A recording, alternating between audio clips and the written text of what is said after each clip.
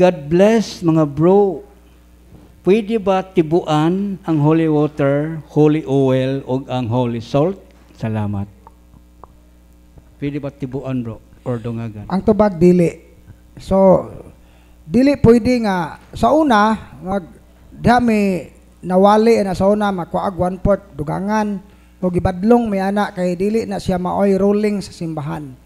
No, kay gani kuning pag-bless og tubig, kabantay mo sa exorcism nga katong gitawag katong extraordinary form nga blessing, i-exorcise una ang tubig, ang oil ug ang asin, usa siya i-bless. Duha ka prayer ang gigamit. Exorcism and blessing. So karon, so gi-purify gyud siya, nganong gi-exorcise man, meaning gi-cast out gyud og pananglit na contaminated ang mong object, gilimpyuhan gyud siya. Human ana usa siya gi-bless. So matawag gyud nato nga putli gyud kayo siya. So kung ato siyang tibugan og di putli, naguba na to ang blessing ana. So mura siya magical. So mga dili siya pwede tibugan. Mao nang nanay sa una nakatudlo mi ana kay mao man pwede gitudlo sa mga katudlo po namo nga pwede ra kuno dugangan, pero of course mo obey man gyud ta og unsay patulunan sa simbahan. So giangko namo nga sayop to. Nya ang sakto karon nga dili na pwede dugangan. Mao ito ba? Okay, naay gipatawag si Lucia Mosqueda, nabo siya karon? Lucia or Luisa Mosqueda. Nabo siya ron? Kung naa, ipadto siya sa Rome ni Father Darwin. Okay. Dugang pangutana, Brad, mga buutan man pud ang mga albularyo. Sila jud ang kasagaran duulan sa mga tao. Nasayod ba sila, Brad, nga dili iya sa Ginoo ang ilang gibuhat? Naay ubang albularyo nga wa sila kahibaw nga iya sayawa ang ilang kahom, napoy uban nga nasayod sila. Pero dili maoy isyo ang ilang kabuutan. Dili man na maoy mao na wag tanga na sa inyong hunahuna. Buutan man sila, Brad. Dili ang ilang kabuutan ang atong gitanaw. Ang pangutana ani disagikan ang ilang gahom. No, ibutang ta. Ako, di ba si Bro Leo, buutan si Bro Leo. Mayo ang iyang intensyon. Unsa giuhaw kag tubig, nangayo kag tubig ni Bro Leo nga usa ka buutan og manggihatag og tubig. Pero ang tubig nga iyang gihatag gikan sa kanal. Magpulos ba ang iyang kabuutan? Dili gyud, kay ang tubig, ang source sa tubig nga iyang gihatag hugaw man. So mao ra po na buutan, tinuod daghang albularyo buutan. Pero ang ilang gahom, ang source sa ilang gahom gikan man sa hugaw nga mao ang daotang espiritu, mao nga dili siya makahatag og kaayuhan nato. Posible makahatag og temporary nga kaayuhan sa lawas, pero duna ni mga daotang epekto sa kalag. Mao na dili gyud maayo. Mao nang sa Catechism of the Catholic Church, paragraph 21:17, bisan pa og ang atong tuyo sa pagdangop nining mga butanga aron pag-ayo sa atong sakit, gitawag niya contrary to the virtue of religion. Usa kini kapag supak, usa kini kapag luib sa atong relasyon sa Ginoo. Mao na ito ba? Okay, dugang pangutana, Brad. If I or aglipay, naabay authority ang pari nga magbunyag o magkasal? So, ang bunyag sa Pilipinista, basta Trinitarian formula, gi-accept siya sa simbahan. Valid ang ilang bunyag. Ang bunyag ra, pero ang ubang mga sakramento nila invalid na. So, kanang kasal nga ilang gihimo, dili pwede nga ikaw Katoliko, ang mukasal nimo, ang pare nga aglipay, kay makasa ka na. Pero kung sukad sa ilang ibutanta, sukad sa ilang pagkabata, aglipay sila daan, nga gikasal sila sa ilang pare nga aglipay, katong ilang kasal, dili to sakramento. Pero kung ang maong pare-pare nila, nakalukat na og lisensya sa gobyerno, valid to nga kasal sa gobyerno. Pero sa mata sa Ginoo, dili to sakramento, kay invalid man ang ilang pagkapare. Dili man sila tinuod nga pare. Kay ang ordination nga ilang nakuha gikan man sa Aglican, murag sanga man na sila sa Aglican, irehis man na. No. Kuan man na sa simbahan, nabuwag naman gyud na sila. So mao na nga ang ilang bunyag maoray valid kay Trinitarian formula man ang ilang gigamit. Pero ang uban nilang mga sakramento nga gihimo invalid. Mao na ito bag. Okay, ang yang follow-up nga pangutana, Brad, gikan ba sa apostoles ang ilang authority sa mga aglipay? Gikan sa apostoles ang ilang authority sa Aglipay. Oh. Ato bag dili. Tinuod si Gregorio Aglipay usa ka pare nga Katoliko nga ning buwag sa simbahan, ning rebelde sa Roma. Unya ang iya ng mga sakop ana mo'y nagdeklarar nga obispo siya.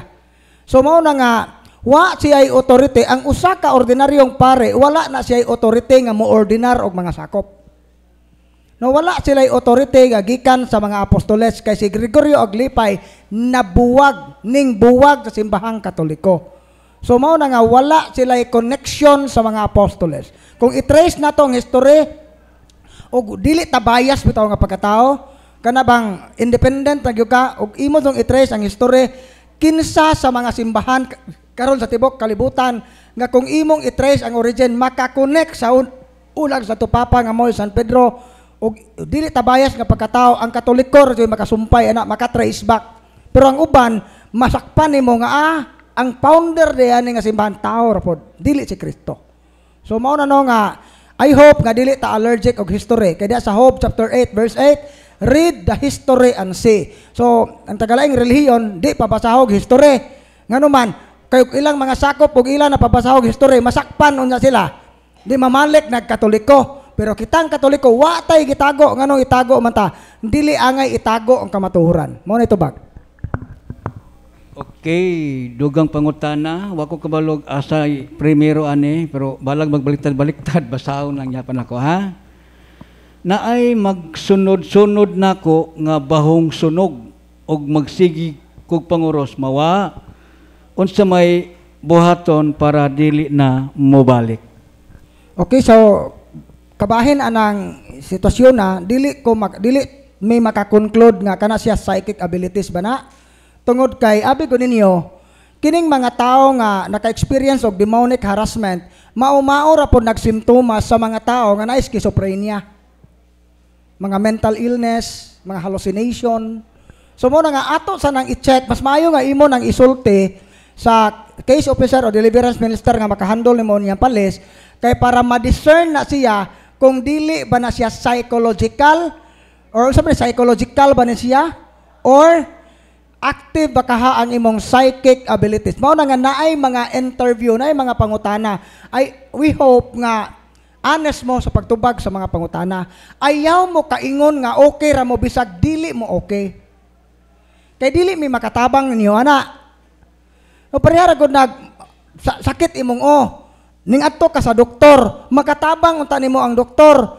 Unya kay ang imong giingon kay sakit man imong tiyan, di ang para sakit sa tiyan ang gihatag, dili ang para sa Mo na nga I hope honest ta. Kay kami mutabang mag-discern sa mga spiritual nga mga difficulties kung pananglit spiritual in origin na matabangan na namo. Kung makita namo nga murag psychological siya, i-refer mo na mo psychologist o psychiatrist. Mo na ito ba? Okay, sa pikas bahin, Brad, katong iyang pangutana, ang mabasa po din ni mauni. Usahay, mamukaw, magabi, matug ko. Maoy ako mamatan ang baho sa sunog. Every night man ko mag-grocery. Okay, so aron natay gamay idea nganong naay mga tao nga ngani atong ibutang nato psychic abilities siya. Dili siya hallucination.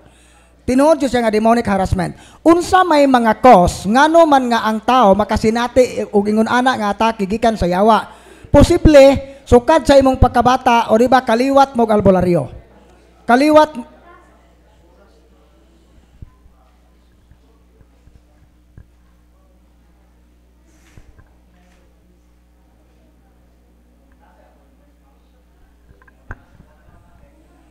So okay na mo?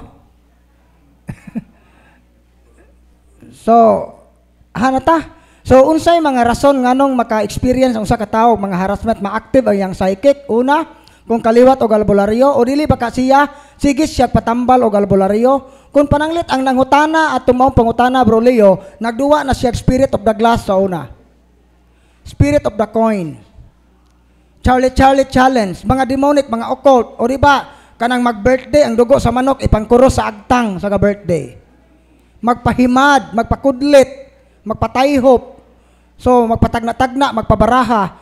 So mao na yung mga tendency nga ma-active ang maong psychic abilities. Pero kung wa kay occult nga involvement, pero naa kay mga traumatic experience, grabe ang imong trauma, na tendency nga basin psychological siya.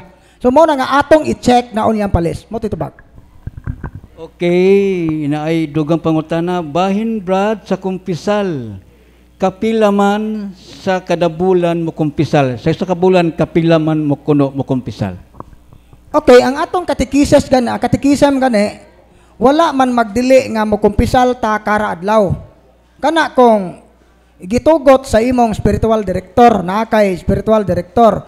Pero isip matud pa ni Padre Pio, ari ta sa tambag ni Padre Pio, nga gi-encourage ni Padre Pio nga ang iyang mga spiritual children mangumpisal kas-a sa usa ka semana. Ano man kay bisan day ang mga sala nga binyal makalubog manggod ni sa atong hunahuna kasing-kasing nga mao nay makaingon nga mahagbong ta sa salang mortal. Pero sa kondisyon nga ato nang gihinulsulan.